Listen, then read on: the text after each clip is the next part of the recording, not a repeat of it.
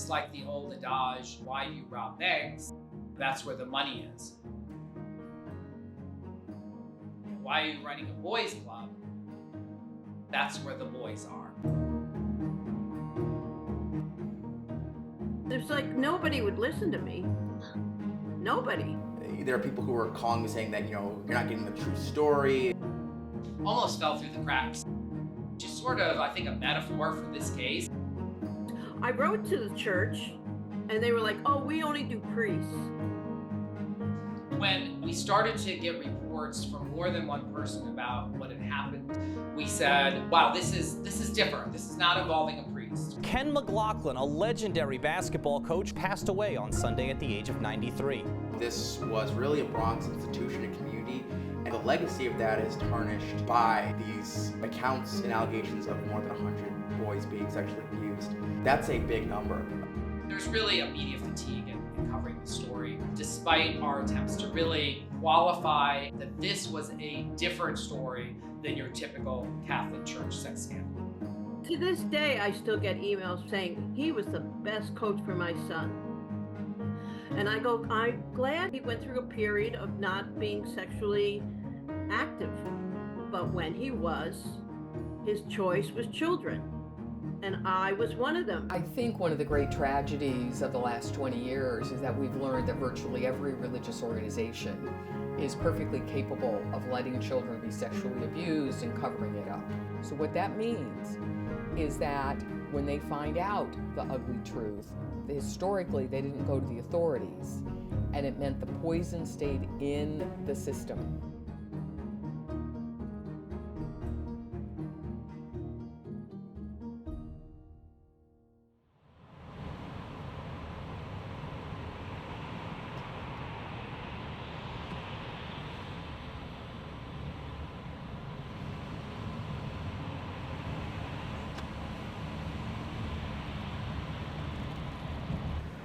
The Knights of Columbus case that our firm, took on about 5 years ago actually originated during a time when the New York window had been open, which allowed historic claims of sexual abuse to be brought against institutions. I got an original call, and then it wasn't until 6 months later where, I've got to call this person back. Almost fell through the cracks, which is sort of, I think, a metaphor for this case. Something like the Knights of Columbus, although you may have heard of it and you may have some idea in your mind that it's some Catholic institution. If you're not Catholic, you're like, I don't really know what they do. Knights of Columbus is a nationwide organization. They have kind of a stronghold pretty much everywhere. They are like these big community groups. They'll have like these fish fry dinners or charity events. So they have, a place in communities. Particularly, I guess, if you are part of these communities, you foster identity through them. Since becoming president, my appreciation for the Knights of Columbus has deepened.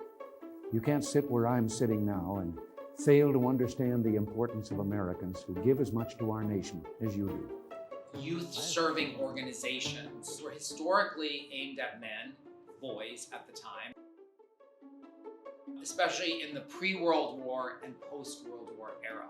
The boys club movement was very, very popular in the 20s and 30s. We're talking 100 years ago. And I think the Knights of Columbus grew out of that movement of developing institutions that served boys specifically.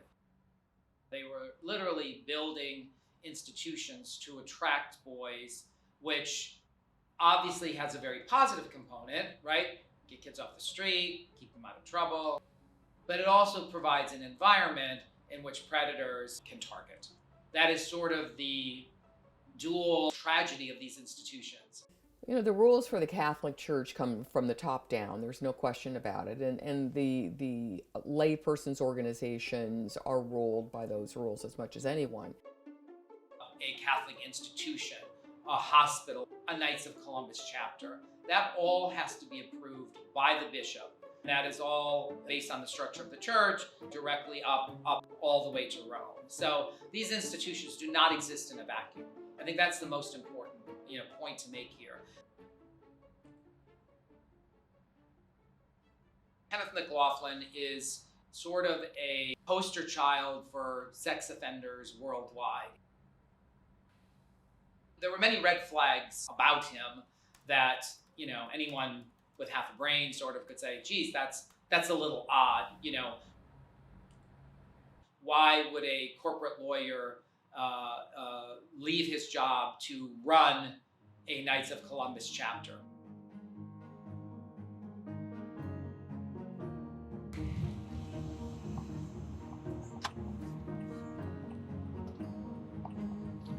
I received an email from someone who had been to the Father Duffy Squires basketball program, which was under the umbrella of a Knights of Columbus organization and group in the Fordham section of the Bronx.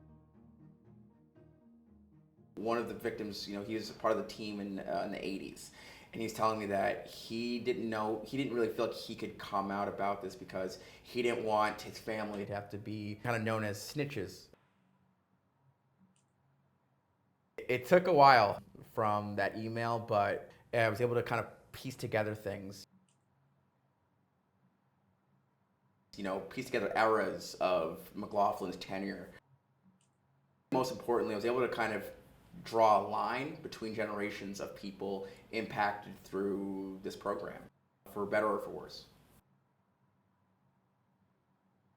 This lawsuit in 2021 by a man named Jeffrey Davis and a couple of other unnamed plaintiffs had basically put against a civil judgment against the Knights of Columbus, given that Kenneth McLaughlin had been accused of sexual abuse, inappropriate conduct with an estimated hundreds of boys throughout the 50 years that he was at this program. My editor actually, he had told me that he remembered playing against them in basketball. Remembered McLaughlin, he remembered these kids, and he just kind of remembered that there was like an intensity about McLaughlin. Ken had a scholarship with the Knights of Columbus, and everybody idolized him. There was like a ceremony for his so many years volunteering. And all the time, I knew what he did. Ken McLaughlin, a legendary basketball coach who ran the Father Duffy Squires AAU program out of the Bronx for more than 50 years, passed away on Sunday at the age of 93. He was an individual who, like so many offenders, well-loved, well-liked, prominent in his community, wealthy, engaged with youth. He really kind of built this reputation as fostering these young boys.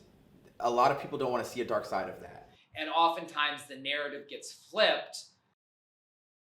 What a great guy to leave his corporate job, to leave the trappings of wealth, power, of being a lawyer, could do anything he wanted. But here he is serving kids. What could be more notable than that? You step back and sort of look at it, single man. He had the trappings of wealth, certainly to a community in the Bronx that was made up of mostly poor immigrant kids who didn't have dinner lots of times.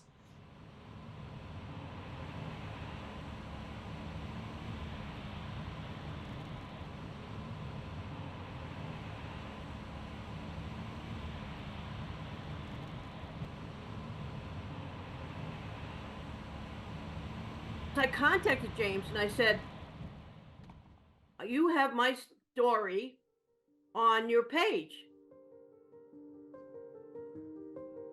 Every single brother got molested, and me, 3 brothers, and Jeff went into the lawsuit.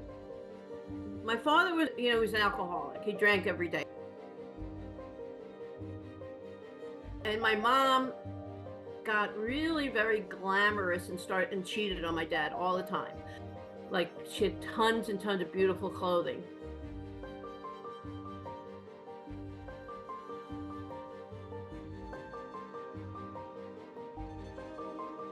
I called Ken and I said, oh, hi, this is Laura Davis, Davis's sister. I want to have a reunion with the Squires. And Ken, you know what he said to me? He goes, that's funny because I thought you were a real bitch. I hung up the phone. I got so scared. It scared me. It was like as if I got attacked again. Ken started writing letters. I found letters.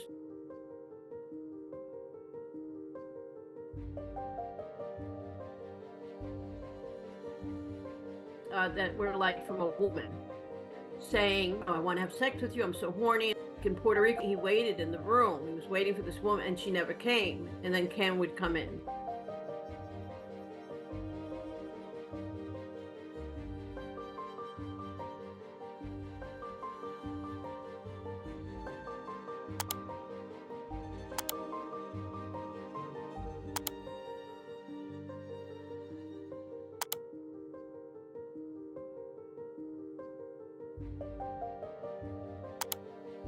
The sad thing is, like, I started then finding, writing and finding men, but some, like, were so damaged they didn't come forward.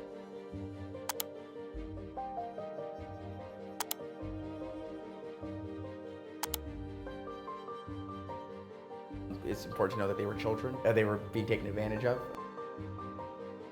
Particularly given this tight-knit community, it's hard to talk about. It's still that shame carries you. The Knights of Columbus Youth Protection Service, they handle the allegations against Knights of Columbus affiliates and groups and programs. When I called them for the story, and I called them many times and they did not get back to me, there was only one occasion where I talked to a person on the phone. They didn't really want to go into comment about past allegations.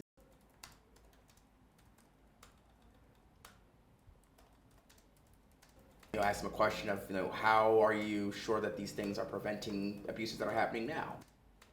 Is there a system for people to speak out about abuse but not feel like there's going to be brushback? When I asked about it, they declined to comment, more or less.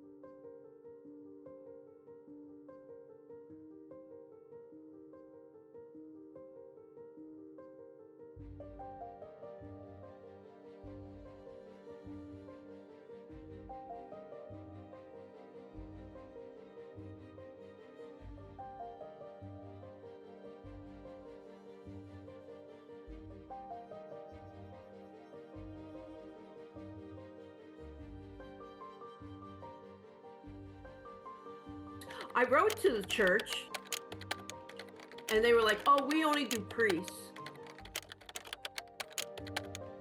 If you go in the church, they say, "We want to help. We now have this person you can contact, and you can tell about the priest that abused you." And she said, "Oh, we only do priests."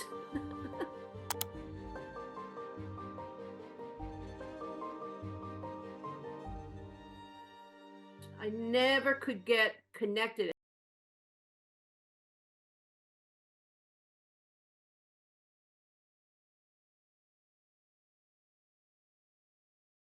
Like, you get brave and then you're not brave. When I was younger, I was going to do flyers, and I was going to go to Yonkers and just throw them in the air, like around his town. It's like nobody would listen to me. Nobody. And like they think I'm getting money. I didn't get any money, because it had to happen at the Knights of Columbus, and I was like, "No, I'm sorry, it happened in my bedroom." I think the one major factor that contributed to this broad reckoning in the state of New York, and really across the country, was the elimination of the statute of limitations for historical sex abuse and sex crimes.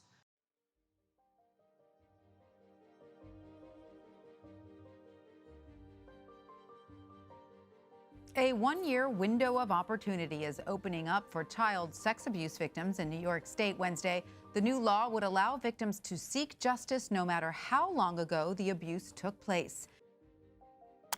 We're here today to talk about the New York Child Victims Act, which just passed, was it really last week? 2 weeks. 2 weeks. It's been an incredible 2 weeks. So Marcy, can you believe that it's really happened? Well, it's been 15 years, and what I really remember... The New York Child Victims Act was the most successful window in the United States so far.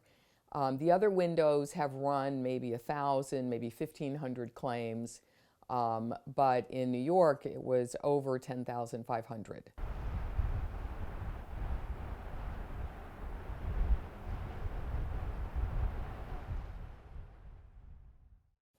So it was a lot of survivors coming forward with a lot of truth for the public. There's this very simple reality, which is that child sex abuse victims delay disclosure. It takes them decades. Right now, we estimate that around the average age is 50.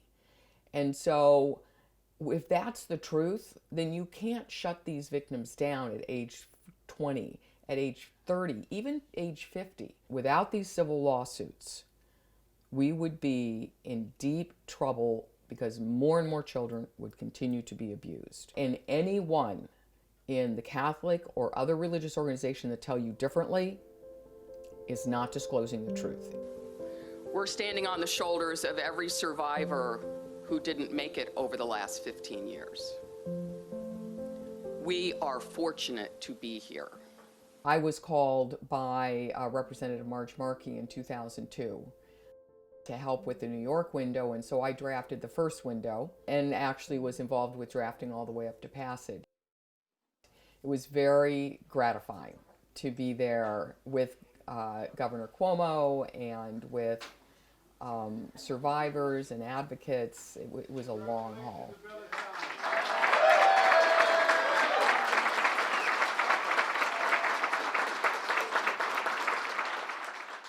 I think one of the great tragedies of the last 20 years is that we've learned that virtually every religious organization is perfectly capable of letting children be sexually abused and covering it up.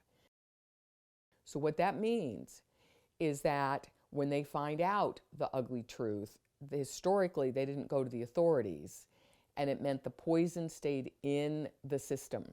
A lot of what happened in the church and a lot of what happened at the Knights of Columbus really was impacted by not just negative connotations with homosexuality, but outright hostility. That taboo was really a very powerful factor in keeping kids quiet, even in a milieu where, as you might imagine, everyone could see what's going on. How Kenneth McLaughlin met other sex offenders, you had to have a layer of trust. That you'd go up to a stranger and say, "Are you in my club? You know, is this that club I've been hearing about? What are you talking about? You know, don't come back." It's a system that has capitalized on the rule against scandal, as it's called. And what the rule against scandal does is it scares people into eternal damnation if they tell the truth.